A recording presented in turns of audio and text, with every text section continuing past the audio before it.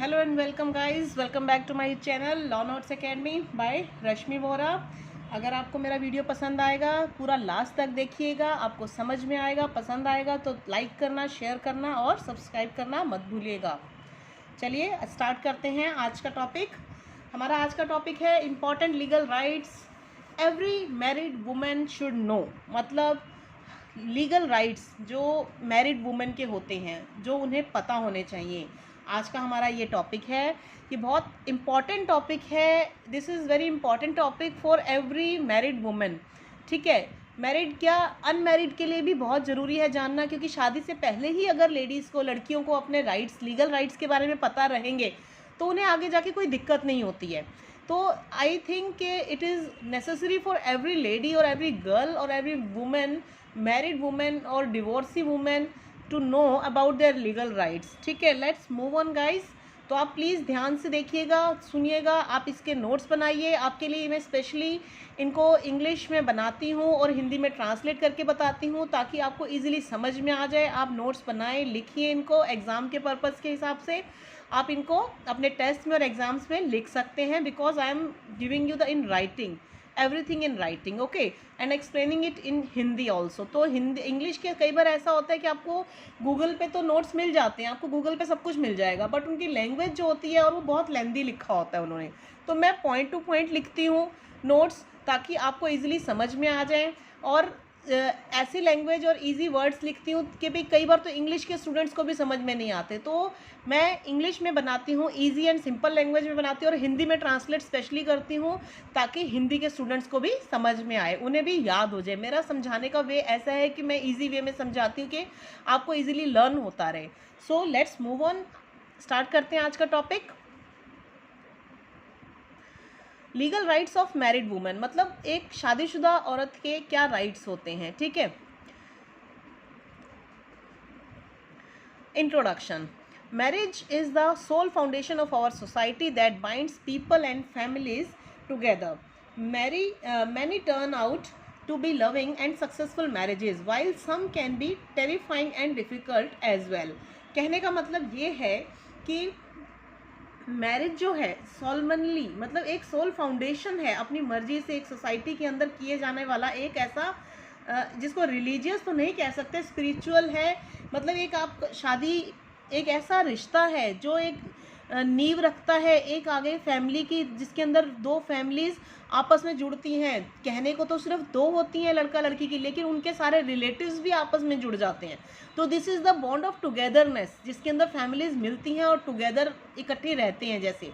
ठीक है, many turn out to be loving and successful marriages, मतलब कुछ बहुत सारी शादियां तो ऐसी होती हैं जो आगे चल के बहुत सक्सेसफुल होती हैं, जिनमें बहुत प्यार बना रहता है, सक्सेसफुल रहती है। लेकिन कुछ में ऐसा हो जाता है कहीं कहीं, while some can be terrifying and difficult as well, मतलब जिसमें बहुत दिक्कतें आती हैं जो शादियां आगे जाके सक्सेसफुल नहीं हो पाती। तो society makes it hard for women to speak और take action against marital injustices if they happen to face any. कहने का मतलब इसमें यह है कि सोसाइटी जो है औरतों के लिए इतना हार्ड हो जाती है उस समय पे जब किसी लड़की के घर में कुछ ऐसी दिक्कत आती कि वो खुश नहीं है अपने ससुराल के अंदर, अपने हस्बैंड के साथ या इन लॉज के साथ में जो खुश नहीं है। अगर वो नहीं है तो ज़्यादातर प्रॉब्लम उसी की मानी जाती है। ये सोचा जाता है कि लड़की अच्छी नहीं आई इनके घर पे, वो ये नहीं देखते कि आपस में एडजस्टमेंट तो सबको करनी है, सिर्फ लड़की को एडजस्टमेंट नहीं करनी होती। आफ्टर मैरिज एडजस्टमेंट सबको करनी है, सबको मिलजुल के रहना पड़ता है शादी के बाद में। ठीक है, तो लेकिन ये लड़कियों के लिए मुश्किल हो जाता है कि वो कुछ बोल पाएँ या कुछ एक्शन ले पाएँ कि भाई उसके साथ जो इनजस्टिस हो रहा है शादी के बाद में, अगर वो खुश नहीं है, उसको जो प्रॉब्लम्स हो रही है उसके बारे में वो बोल पाएँ, अगर वो कुछ फेस कर रही हैं ऐसी प्रॉब्लम्स, तो ये लड़कियों के लिए ज़्यादा हार्ड हो जाता है। तो it is extremely necessary for a married women to be aware of her legal rights. इसमें इसका मतलब है कि ये बहुत ज़रूरी है कि और शादीशुदा औरत के लिए कि उसको अपने लीगल राइट्स के बारे में पता होना चाहिए। ठीक है, शादी के बाद उसके क्या क्या अधिकार हैं तो ये उनको पता होना चाहिए। ये सारे राइट्स जो हैं हिंदू मैरिज एक्ट के अंदर भी दे रखे हैं, कॉन्स्टिट्यूशन के अंदर भी दे रखे हैं राइट्स, मतलब कुछ राइट्स कॉन्स्टिट्यूशन में है, लेकिन हिंदू मैरिज एक्ट स्पेशली इसीलिए बनाया गया है कि जिसके अंदर लेडीज़ को, हिंदू लेडीज़ के लिए स्पेशली है कि उनको पता होना चाहिए कि हमारे लीगल राइट्स आफ्टर मैरिज क्या हैं, हमारे क्या क्या अधिकार हैं। लड़कियों को ज़्यादातर को पता ही नहीं होता कि उनके लीगल राइट्स क्या हैं, ठीक है। Hence we bring to you a detailed list of Indian legal rights that a married woman is entitled to. आगे हम आपको ये बताएंगे कि कौन कौन से लीगल राइट्स हैं, वो डिटेल में बताया गया है कि वुमेन को, मैरिड वुमेन को क्या क्या राइट्स मिले हुए हैं, अधिकार क्या क्या मिले हुए हैं, ठीक है। Moving on to next slide, the number 1 is, the first right is the right to matrimonial home. मतलब कि भाई उनको, लड़की को शादी के बाद में अपने मैट्रिमोनियल होम मतलब ससुराल में रहने का अधिकार है, ये उसका राइट है, लीगल राइट है, ठीक है। शादी के बाद लड़की तो ससुराल में ही रहती है, तो ये तो उसका लीगल राइट है, उससे कोई छीन नहीं सकता। तो a wife has the legal right to stay in the matrimonial home under any circumstances, that is even after her spouse dies। मतलब कि अगर लड़की के पास राइट है, वो शादी हुई है तो ससुराल में ही रहेगी, कहीं और तो रहेगी नहीं। इवन आफ्टर, अगर उसके हस्बैंड की भी डेथ हो जाती है, इन केस अगर जैसे हो जाती है कभी, उनके हस्बैंड की अगर डेथ हो गई है तो भी लड़की के पास पूरा राइट है, उसको कोई उसके घर से निकाल नहीं सकता। वो जब तक चाहे, अगर वो चाहती है दूसरी शादी करना तो वो शादी करके जा सकती है, अपना वो वाला घर छोड़ के अपने दूसरे पति के घर में। अदरवाइज तब तक जीते जी अपने डेथ तक वो, उसके पास पूरा राइट है अपने ससुराल में रहने का, ठीक है। If there is a case of divorce, the women may choose to live in her matrimonial home until there is a proper place for her to move in. इसके अंदर ये कहा गया है कि अगर डिवोर्स का केस चल रहा है लेडीज़ के साथ, लेडीज़ का अपने हस्बैंड के साथ, तो औरत के पास पूरा राइट है कि वो अपने मैट्रिमोनियल होम में तब तक रहेगी जब तक कि उसको दूसरा घर, प्रॉपर प्लेस नहीं मिल जाता मूव इन होने के लिए, मतलब जाने के लिए। डिवोर्स की डिग्री आने के बाद में तो वो जाएगी, वो तब तक नहीं जाएगी, मतलब जब तक उसे कोई दूसरा घर मिल नहीं जाता। अपने मदर फादर अगर उसके नहीं है, उसका ब्रदर नहीं है, किसी का घर नहीं है, या कोई रहने अगर वो नहीं जा सकती, कोई रीज़न है उनके घर में नहीं जा सकती रहने के लिए, तो जब तक लेडी को अपना दूसरा घर कोई ऐसा नहीं मिल जाता जहां वो सेफली रह सके, तब तक उसके पास ससुराल में रहने का पूरा राइट है, ठीक है। She can legally stay in that home if she wants to, मतलब वो तब तक रह सकती है जब तक उसकी इच्छा है वहाँ पे रहने की, अपने ससुराल में रहने की, ठीक है। Moving on to next slide, right to divorce, मतलब ये सेकेंड राइट है, legal right, right to divorce. उसके पास राइट है डिवोर्स का, उसकी मर्जी है, वो चाहे तो, अगर वो खुश नहीं है अपने पति से, ससुराल से, उनकी कोई और प्रॉब्लम ऐसी है, उनकी आपस में नहीं बन रही, जो भी what ever the reason being, she can get divorce, she has the right to take divorce, okay। So women can legally file for a divorce without the consent of their husband in the event of infidelity, cruelty, physical and emotional violence and more under section 13 of Hindu Marriage Act 1955। देखिए Hindu marriage act के points आपको section से समझ में आ जाएगा। मैं बताती हूँ आपको, section 13 of Hindu marriage act में स्पेशली ये कहा गया है कि लेडी को अगर कोई, उसके साथ में कोई इनफाइडेलिटी हो रही है, क्रूएलिटी हो रही है, बच्चा पैदा करने में उसके हस्बैंड को प्रॉब्लम है, क्रूएलिटी कर रहे हैं उसके साथ में, फिजिकली इमोशनल वायलेंस हो रहा है, या कुछ भी उसके साथ हरेसमेंट हो रहा है, तो वो under section 13 Hindu marriage act के अकॉर्डिंग वो बिना किसी की मर्जी के, बिना किसी के परमिशन के डिवोर्स फाइल कर सकती है। उसको कोई ज़रूरत नहीं है किसी से पूछने की। अगर उसको लग रहा है कि हाँ मैं बहुत दुखी हो गई हूँ, मेरे को प्रताड़ित किया जा रहा है, मेरे ऊपर अत्याचार हो रहे हैं, तो she can go to court, वो सीधा डिवोर्स लॉयर के पास जाएगी, अपना केस फाइल करवाएगी डिवोर्स का, ठीक है। Women can further claim maintenance charge under section 125 of the Indian Penal Code. अब आपको बताती हूँ, ये आईपीसी का इसके अंदर एलिमेंट्स दिया गया है रेफरेंस, कि भाई जब वो डिवोर्स के लिए जाती है तो सबसे पहले वो मेंटेनेंस के लिए केस फाइल करती है सेक्शन 125 के अंडर आईपीसी के, ठीक है। That states women can rightfully claim financial maintenance for herself and her child specially if the husband earns more. मतलब अगर उसके हस्बैंड की इनकम ज़्यादा है और उसके पास कुछ नहीं है, लेडी का राइट तब होता है कि अगर उसके पास अगर वो खुद वर्किंग है, उसकी इनकम अच्छी है, उसके हस्बैंड से ज़्यादा है, तो वो फाइल नहीं कर सकती है। अगर वो जैसे छोड़ के चली गई है अपने हस्बैंड को और डिवोर्स का केस चल रहा है, वो अपने पेरेंट्स के घर है या कहीं अलग से रह रही है, और वो मेंटेनेंस का केस 125 आईपीसी के अंडर सेक्शन 125 में केस फाइल कर सकती है कि भाई मुझे अपना खर्चा चलाना है। अगर उसके साथ बच्चे भी हैं या एक है नहीं है, तो मतलब उसको अपना खर्चा चलाने के लिए मेंटेनेंस का बोला जाता है इसको, कि भाई उसे अपना खर्चा चलाने के लिए पैसा चाहिए, तो वो 125 आईपीसी के अंडर वो केस फाइल कर सकती है मेंटेनेंस का, ठीक है। अगर अपने लिए और बच्चे हैं तो उनके लिए भी, और स्पेशली तब ही कर सकती है जब उसका हस्बैंड की इनकम उससे ज़्यादा हो। अगर वो कमा रही है लेकिन कम है, उससे उसका खर्चा नहीं चल रहा, तो वो केस फाइल कर सकती है और उसको मेंटेनेंस का मिलता भी है। फिर जब से वो केस फाइल करेगी उस दिन से उसकी मेंटेनेंस स्टार्ट हो जाएगी। लेकिन जब तक इसका ऑर्डर कोर्ट से मिल नहीं जाता, आपने केस फाइल किया है, समझ लीजिए आज 1 अप्रैल को किया है, 1 मई को, जब भी किया आपने, तो आपको अगर इसका डिसीज़न मिलने में कि हाँ आपको इतने पैसे, इतने मेंटेनेंस मिलेगी, मंथली मिलेगी, जैसे भी मिलेगी, तो वो अगर जब तक कोर्ट का ऑर्डर आएगा, मतलब आपका कोर्ट का ऑर्डर चाहे 6 महीने बाद आएगा या साल बाद या 3 महीने बाद, जब भी आता है, तो आपको मिलेगा जिस दिन से आपने केस फाइल किया है उस दिन से। जैसे आपने 1 अप्रैल या 1 मई को जिस दिन भी किया है उस दिन से लेकर 6 महीने तक का भी मिलेगा। और उसके बाद जब तक आपका डिवोर्स नहीं हो जाता या जब तक आप सेकंड मैरिज नहीं कर लेते, ठीक है, तब तक आपको मेंटेनेंस के पैसे मिलते रहेंगे। अगर जब आपने सेकंड मैरिज कर ली अगर लेडी ने, तो फिर उसको मेंटेनेंस के पैसे मिलने बंद हो जाएंगे अपने फर्स्ट हस्बैंड से, ठीक है। Moving on to next slide.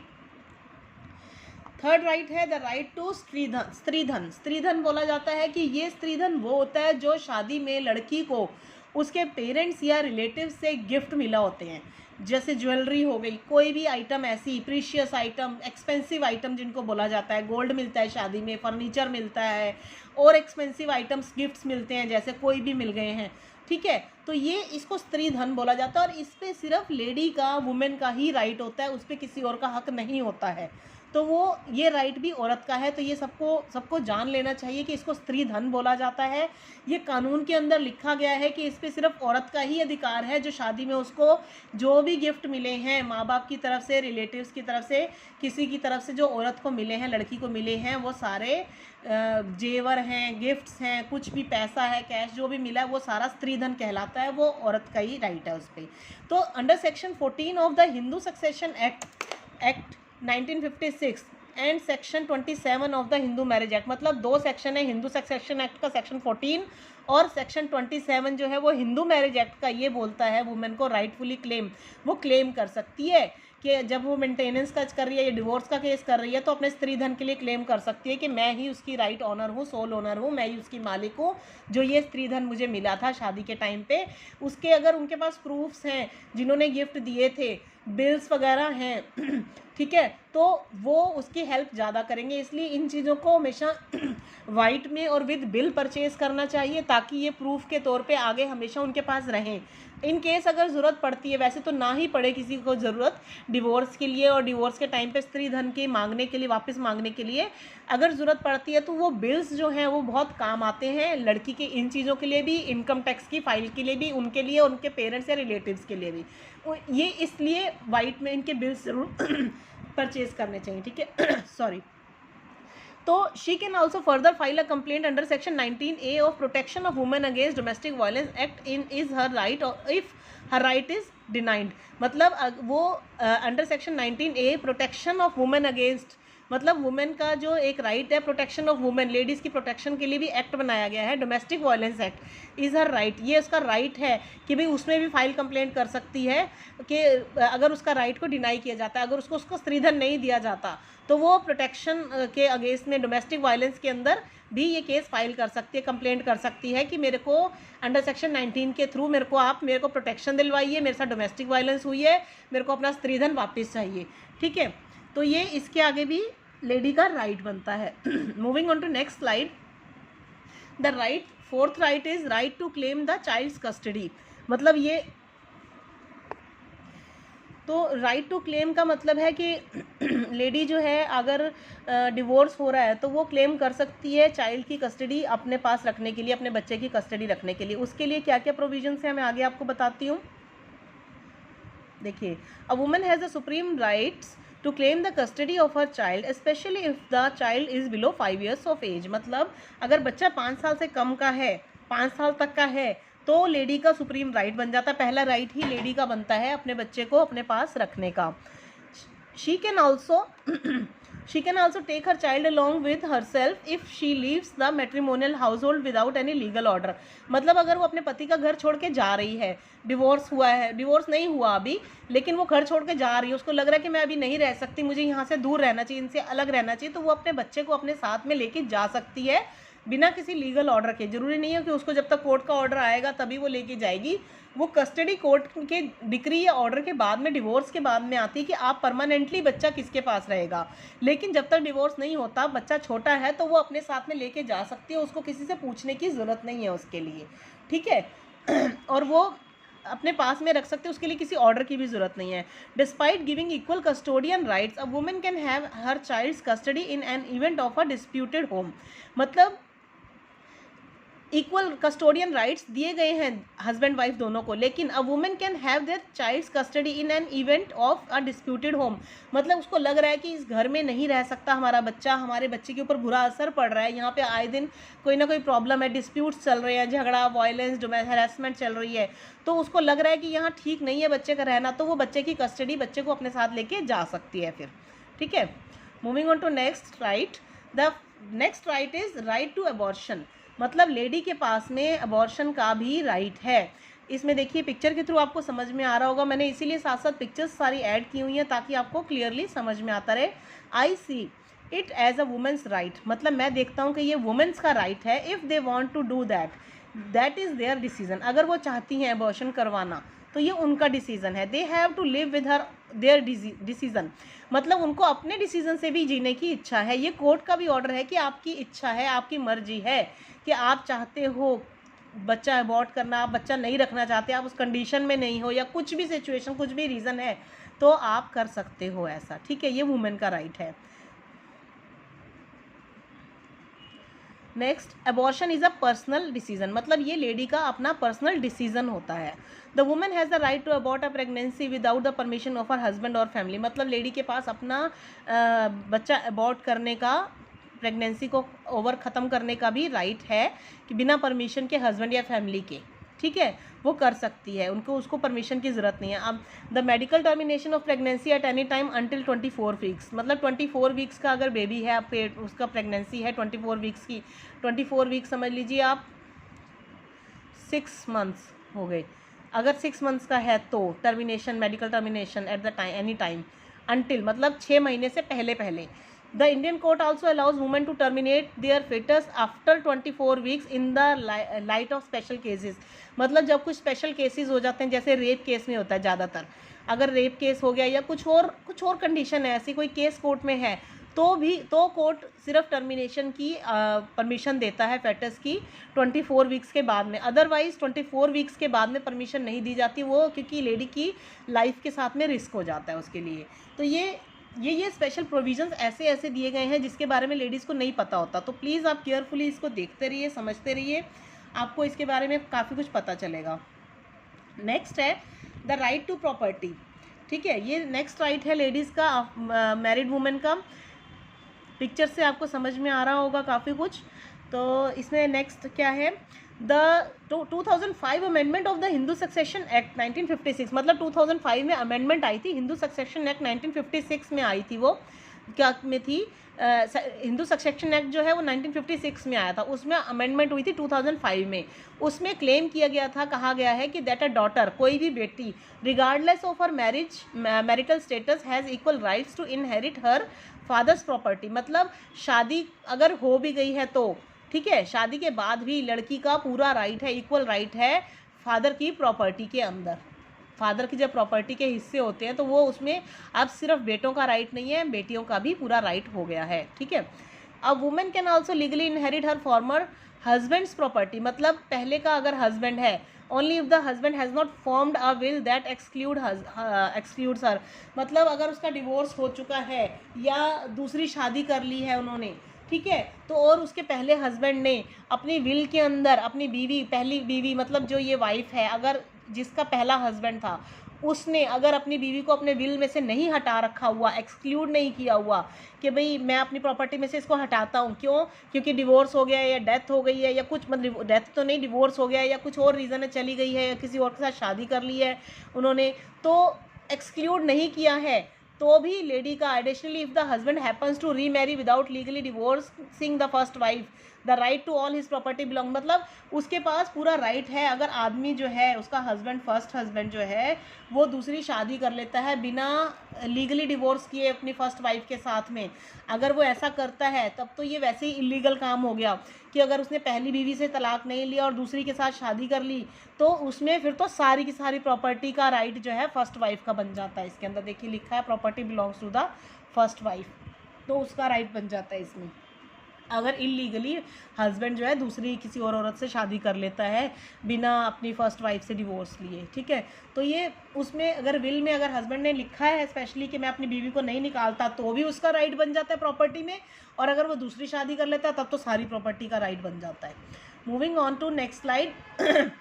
अगला राइट है right to report domestic violence, मतलब डोमेस्टिक वायलेंस अगर हो रही है तो उसका पूरा राइट है लेडी का उसकी रिपोर्ट कंप्लेंट करना पुलिस स्टेशन में, ठीक है। और इसमें स्पेशली लिखा है October is domestic violence awareness month, जो अक्टूबर मंथ होता है वो डोमेस्टिक वायलेंस की अवेयरनेस का मंथ होता है, इसको भी याद रखिएगा आप, याद रखने की बात है। Under the protection of women under domestic violence act, मतलब प्रोटेक्शन ऑफ वुमेन के लिए डोमेस्टिक वायलेंस एक्ट 2005 के अंदर वुमेन जो है can file a complaint against her husband and family if she happens to face domestic violence such as act of physical, emotional, sexual, economical violence and other acts of ill treatment. मतलब domestic violence act के under वो lady जो है complaint file कर सकती है अपने husband और उनकी फैमिली के अगेंस्ट में अगर उसके साथ कोई डोमेस्टिक वायलेंस की जाती है, जैसे कि फिजिकली उसके साथ मारपीट की गई, इमोशनली उसको टॉर्चर किया जा रहा है, उसको ताने मारे जा रहे हैं, सेक्सुअली कर रहे हैं, उसको हरेस कर रहे हैं, इकोनॉमिकली कर रहे हैं। तो अगर उनके साथ में कोई भी किसी भी तरह का इल ट्रीटमेंट हो रहा है लेडी के साथ में तो वो इसकी कंप्लेंट डोमेस्टिक वायलेंस के एक्ट के अंडर कर सकती है, ठीक है, याद रखिएगा ये सारा। Moving on to next slide. Next right is right to report dowry and harassment. अगर उसके साथ उससे कोई डाउरी मांगी जा रही है और हरेसमेंट हो रही है, किसी और तरह का हरेसमेंट हो रहा है, हरेसमेंट तो कहीं पे भी हो सकता है, ज़रूरी नहीं है कि शादी के बाद अपने घर पे ही हो रहा है। हरेसमेंट लेडी का पब्लिक प्लेस पे, ऑफिस में, रोड पे, गाड़ी में, बस में, कहीं पे भी हो सकता है हरेसमेंट। और डाउरी जो है वो ससुराल वाले मांगते हैं तो इनकी भी रिपोर्ट करने का उसके पास पूरा पूरा राइट है। ये देखिए ये डाउरी की पिक्चर से आपको समझ आ रहा होगा, ये हरेसमेंट है जो ऑफिस के अंदर हो रही है लेडी के साथ में, जो छेड़छाड़ की जाती है उसके साथ में, ये बहुत गलत काम किया जाता है। तो आगे लिखा है you deserve to be treated with respect, report sexual harassment, मतलब औरत को पूरा फुल रिस्पेक्टफुली जीने का राइट है। क्यों उसके साथ में कोई हरेसमेंट करे, क्यों करे, तो ये एक क्वेश्चन आता है माइंड में। किसी को भी इसको टॉलरेट नहीं करना चाहिए। अगर उसके साथ कोई गलत कर रहा है तो फ़ौरन एक्शन लीजिए, चुप मत रहिए बिल्कुल भी। मैं तो स्पेशली इस चीज़ को प्रेफर करूँगी, मैं इस चीज़ के बहुत अगेंस्ट हूँ। अगर लेडी के साथ ऐसा होता है, कहीं पे भी उसे लगता है, तो आप उस समय छोड़ दीजिए उस जगह को, उसकी कंप्लेंट कीजिए, आपकी सुनवाई होगी। वुमेन सेल में कीजिए कंप्लेंट, वुमेन्स वो है कमीशन है, वुमेन कमीशन में कंप्लेंट कीजिए, फ़ौरन अरेस्ट किया जाएगा वो पर्सन। आप इस बात के लिए डरिए मत आप बिल्कुल भी, ठीक है। तो आपको लेडीज़ को पूरा राइट है विद रिस्पेक्ट जीने का, ठीक है। A woman can report against her parental family and in-laws in any exchange of dowry is involved in marital affairs under the Dowry Prohibition Act। अगर उसको लेडी को लगता है कि डाउरी कि भाई उससे डाउरी ली गई है, एक्सचेंज हो रही है, मतलब ली है, उसके बदले में उसको डाउरी दी है, कुछ भी है जैसे मांगते हैं डाउरी, ठीक है, तो उसको डाउरी प्रोहिबिशन एक्ट के अकॉर्डिंग अंडर उसको कंप्लेंट कर सकती है, ठीक है। अपने हस्बैंड के और पेरेंट्स, इन लॉज, फैमिली कोई भी है, कोई भी दहेज के बारे में कर रहा है, दहेज दे रहा है, ले रहा है, तो उसको कंप्लेंट करने का राइट है डाउरी प्रोहिबिशन एक्ट के अंदर। और सेक्शन 304B और 498A ऑफ आईपीसी के ये दो इंपॉर्टेंट सेक्शंस हैं। 304B और 498A आईपीसी का जो क्रिमिनलाइज करता है the exchange of dowry and any sort of harassment related to it. मतलब अगर उसके साथ कोई हरेसमेंट हो रही है या डाउरी की डिमांड की जा रही है या डाउरी एक्सचेंज हो रही है, तो अगर उसे पता चलता है तो वो इन दोनों के अंदर इसके थ्रू उन्हें पनिशमेंट मिलेगी। पनिशमेंट होती है आईपीसी के अंदर, इंडियन पीनल कोड, ठीक है। ये सेक्शंस याद रखने वाले 304B एंड 498A, ठीक है। 302 तो मर्डर का होता है, 300 है मर्डर और 302 जो है वो मर्डर की पनिशमेंट है। वैसे 304B के अंदर, 498A के अंदर आप कंप्लेंट कर सकते हो इनकी, ठीक है, डाउरी की और हैरेसमेंट की। तो I hope you like my videos. आपको मेरे नोट्स पसंद आ रहे होंगे. So thank you very much for watching the videos, my notes. Please give your comments in comment box after watching the video. आपको मेरे नोट्स पसंद आ रहे हैं तो प्लीज़ कमेंट बॉक्स में कमेंट कीजिए. आप मैं आपके कमेंट्स और लाइक और शेयर और सब्सक्राइब करना मत भूलिएगा. ठीक है, आपको किसी और टॉपिक पे नोट्स चाहिए तो प्लीज़ उसके लिए भी मुझे कमेंट बॉक्स में मेंशन कीजिए. Thank you so much for today guys. Take care, bye bye, have a nice day.